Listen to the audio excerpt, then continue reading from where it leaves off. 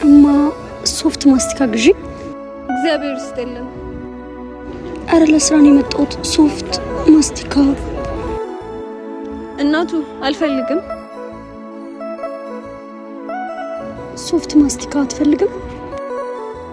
እግዚአብሔር ይስጥልኝ ማየ ያኛኩ። አረ አባ አንድ ብቻ ወሰድ።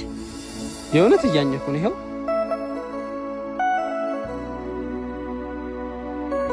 አባ አንተ ሶፍት ማስቲካ አትፈልግም? እግዚአብሔር ይስጥልኝ። አረ እኔ እየሰራው ነው። አንድ ማስቲካ ብቻ። እግዚአብሔር ይስጥልኝ።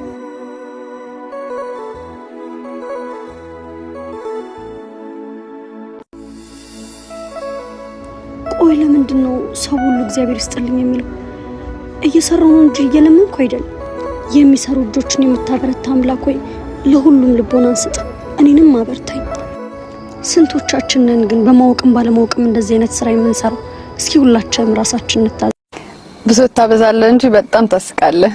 ቀርበሽ ደግሞ ብታይኝ በጣም የምገርም ሰው ነኝ። ይሄው ቀርበሽ ያየው። አይ እንደሱ አይደለም። በቃ ወደ ቤቴ ልምጣ ማለቴ ልሂድ በቃ።